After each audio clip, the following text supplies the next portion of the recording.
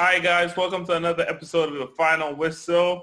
Our first episode I want to say post-corona because we're still not out of the woods yet, but our first episode after, I guess, we left the peak. It's been a crazy 68 weeks. It really started early March, but we guys are back. I'm back here. It's good to see the guys are in good health. Ibn, what's going on, man? Bro, I'm good. But wait, did you say 68 weeks? It's been 68 weeks, yeah. Yeah, it's been, I think. I know. It's been crazy. Like early March. Early March, yeah. Started. Wow. But anyway, bro, I've been good. Finished my semester and just looking forward to come back home. So hopefully we're not going to be quarantined or still under a lockdown when I come, so we can be and actually shoot again. You guys, guess what? It's about to be a year actually we started this show too. That's the funny part. It's almost a year too. Guys, we've come far. I doubt it. I doubt that we will be good. But Yaga, what's going on? What's been up with you, man? Oh man, I've been keeping myself busy with work and just trying to be productive as much as I can be. I mean, the funny thing is everybody doesn't like this quarantine stuff, but then in a nutshell, I think it's helped me in a lot. In a lot of different ways because I'm doing things that I never used to do back then. Yeah. And I think I'm enjoying it. At this point, I think, okay, we can resume and go back to our normal life. I hope so. But, you're over it now. This past 3 months has been very productive, from my point of view. So, yeah, I mean, it's a blessing in disguise. Yeah. Yeah, I can agree to that. It's been a blessing in disguise. I think it's a very good, at least we can find the silver lining in this, some good positives. I mean, for me personally, I've been able to save a lot of money because I've been working. That's what I was about to say. I've been working from home a lot more. We just started going back to work, so I've been working from home a lot more, saving on gas, saving on tolls. So it's good, but it's not very good for eating wise because when you're home a lot, you tend to eat a lot. So a lot, exactly. That's the negative. But I'm glad everybody's good. I'm glad the cases are going down and everything is. It seems like we're heading into the right direction. Now, the reason why we're having this episode is because clearly we couldn't have an episode without no football or no sports in general. But soccer is back. The Bundesliga were first to come back last week. They played without no fans, which is, I guess, the safety precaution. It's the right way to do it. Honestly, guys, in the middle of March, late March, I did not see this day coming because it seemed like the cases were just rising exponentially. Especially, obviously, we live in the New York area, but especially also in Spain and other places around the world. Italy had bad. So I didn't think, I guess, this could happen. And I guess, quick thoughts, Ibn, is it the right time? Is it right for the league, I guess, soccer to be back at this time? Did they wait for the right time to come back? Should they wait longer? Should they just cancel the season and just recoup? What do you think about, I guess, soccer coming back at this time? Okay, so everything will be based on safety precautions or the measures that have been put in place or guidelines put in place by the state or the nation. And if you do look at countries such as Germany, when the cases drastically decline, they basically uplift the lockdown. Yeah. So if the lockdown has been uplifted, I feel like life should be placed as it was before. We should go back to our normal state, and still we should follow the procedures to make sure that we're not at high risk of getting the disease or the virus again. So I agree with Bundesliga opening up, making sure that, again, follow the protocol to make football happen again. Because, again, what is life without football? Can you just agree to with that the past few weeks without even waking up in the morning? Yeah. How do you really feel? Yeah. The morning is on the weekend, hey, weekend is meant for soccer. There's something going on. How do you feel about that? So I think it's fair to, go about what we're doing right now, meaning no fans allowed in the stadium. Allowing practice, but there are restrictions, the 6 feet apart or self-distancing. That works. The the interview, the post game interviews, they're still like 6 feet apart. So it's fair. It's like, again, it's also a gradual process. I think once the whole wave of this pandemic is like passed away and gone over with, things are going to be fine and we'll get back to normal. Yeah. Okay. I mean, I believe for the German government to give the FA the go ahead to start the league, I guess they feel like it's the right time. But then my question here is, if the fans are not allowed into these stadiums, then I don't think it's the perfect time, because now they're still taking precautions. You get what I'm trying to say? I like the fact that Bundesliga is back and all that, but then watching the games without the fans is, it doesn't feel the same. Yeah. So what I'm saying is, okay, the German government felt like, okay, this is the right time for them to go ahead with the league, and then the FA responded by telling the teams to come back to training and whatnot, and started the league last week, right? But then for the fans not to be there, it means you guys are still taking some precautions, which means you feel like if the fans come around, now there's going to be, the virus is still going to spread around. So is it a perfect time? I don't know. But then do I enjoy the fact that football is back? Yeah, I do enjoy it. I don't know if it's the perfect time. Yeah. Because if you're taking precautions, it means it's not the right time. So then when would the time then? Because to Ivan's point, and Ivan, I guess Ivan, go ahead. So Jaga, to the point, like when exactly would be the perfect time? Because we don't know. Exactly. So if we keep putting the fear in ourselves, like, hey, we're going to wait for the perfect time, we're going to miss on a lot of opportunities. There's a great way to see football. It feels like practice. Like, that's how I see it. It feels like we are practice, and we're watching it from like we're basically seeking to watch them practice. Mm-hmm. I mean, fair enough. Practice, they always have they were guarded and whatever. You cannot review them. It feels like that. But at the end of it all, the reality is football is back. And now I read this morning that the Liga is expected to come on June 3rd. So I guess this is like the bar at the benchmark right now. And I feel like with time goes on, like Premier League is definitely going to open up, and all the leagues will resume. So it is perfect timing for me, if you ask. I do like the fact that football is back. I'm just saying it just feels weird. I mean, it just feels weird watching without a fan. That's all I'm saying. Yeah, it's weird. I agree. But I mean, the one thing that I'll add to this is I get what Yaga is saying, but Yaga, also what I'm gonna retort is I don't think it's gonna be a perfect time. There wouldn't be.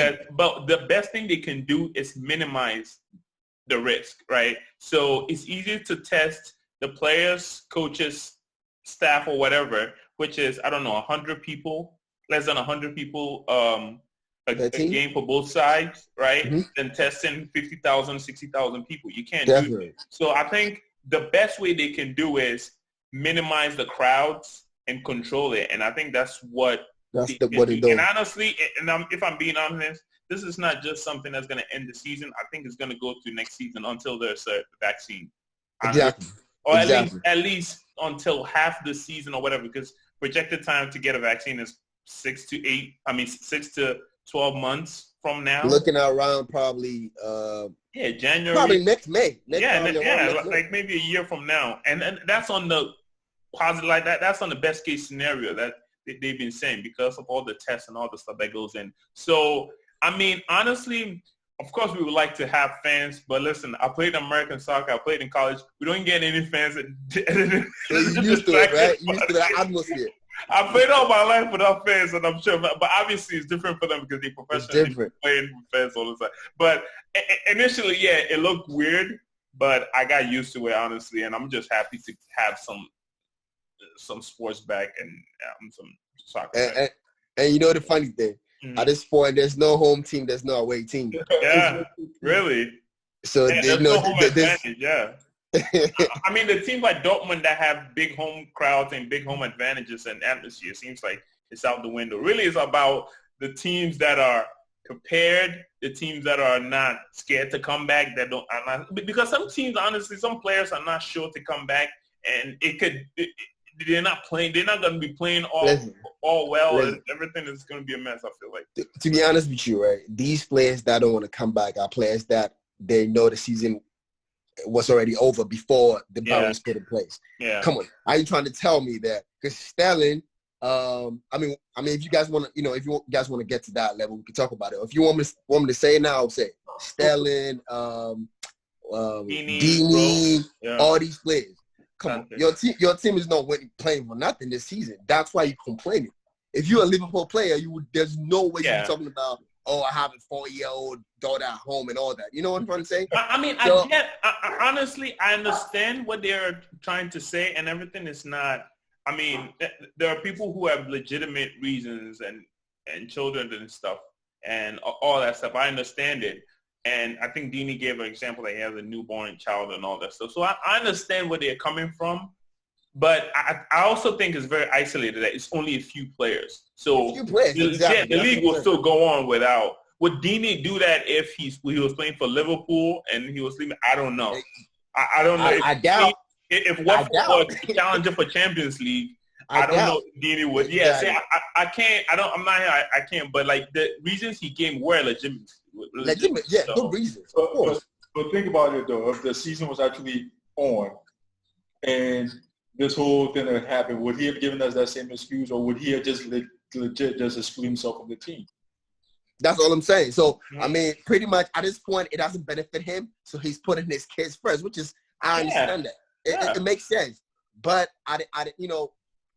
let's say if he was a Liverpool player, and they're only 2 games in, 2 games away from winning the league, I don't think he would be making the same statements. Yeah. But hey, you never know. I mean, to his point, also, he's not saying they shouldn't come back. He's saying he's not going to come back. See, he's not saying Watford did not play. But if you're the captain of your team, and you're saying that, what message are you laying to your other, players? Yeah. If the captain is not coming back, I'm not coming.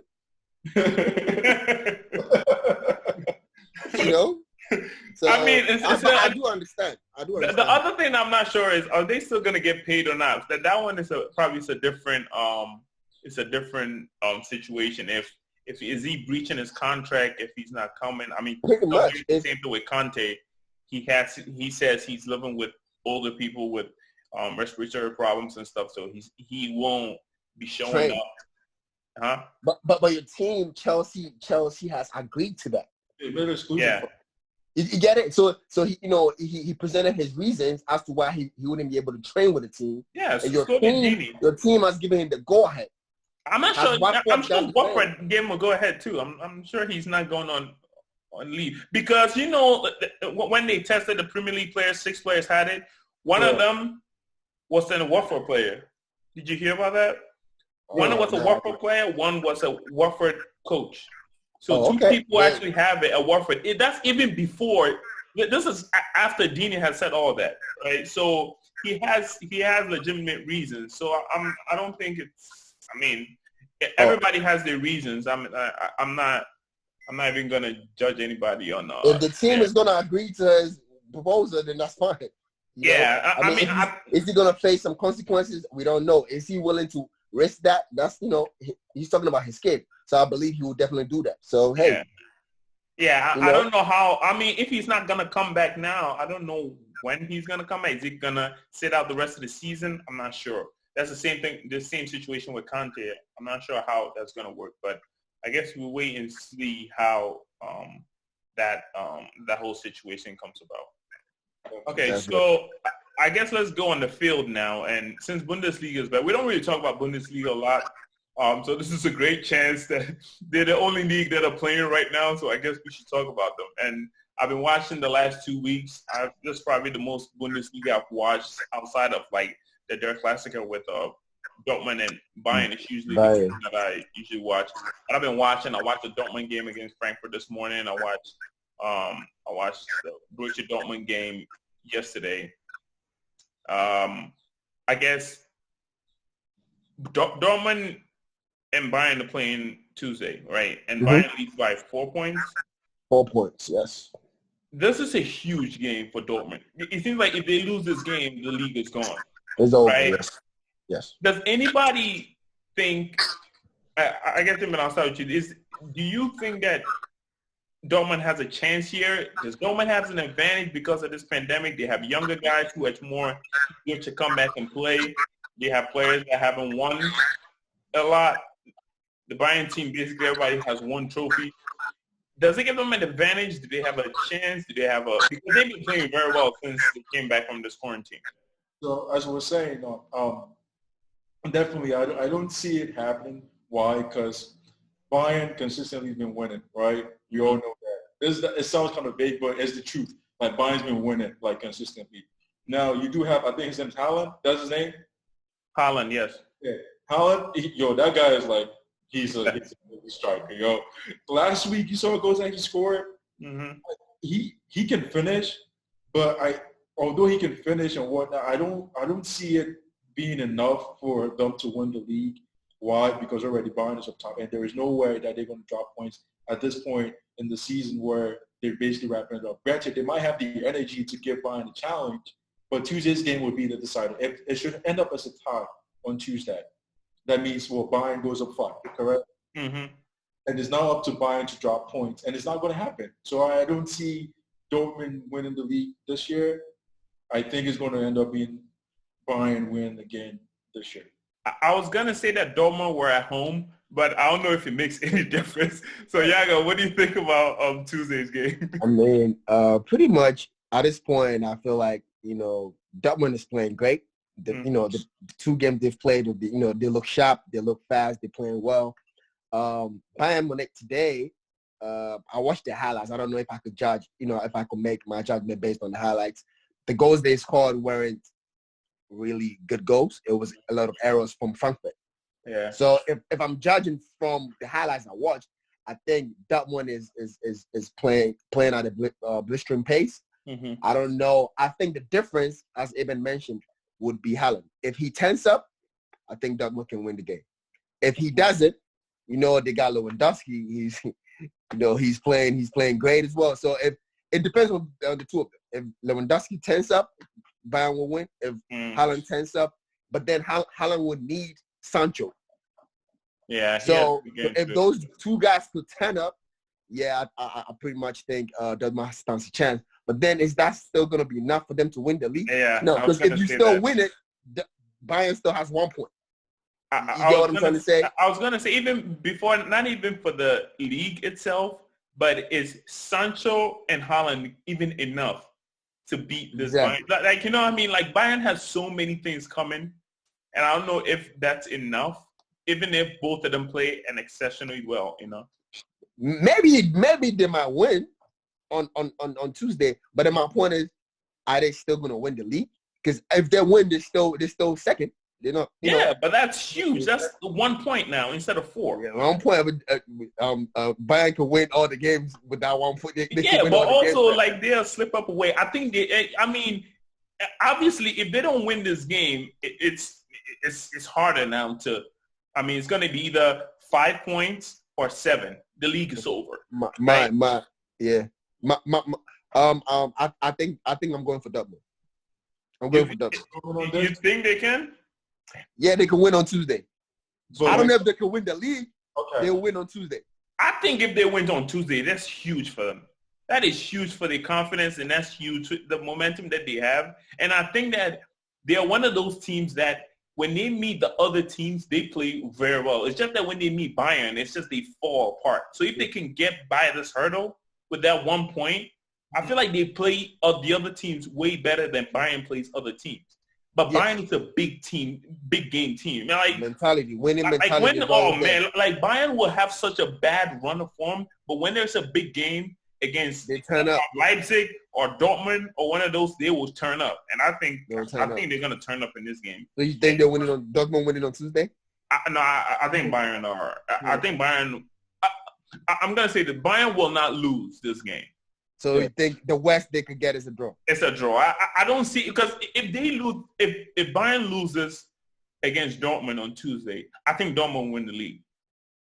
Dortmund will win the league. If they lose it. But if they can't, it's over for. I think that's a title decider right there. You know the funny thing?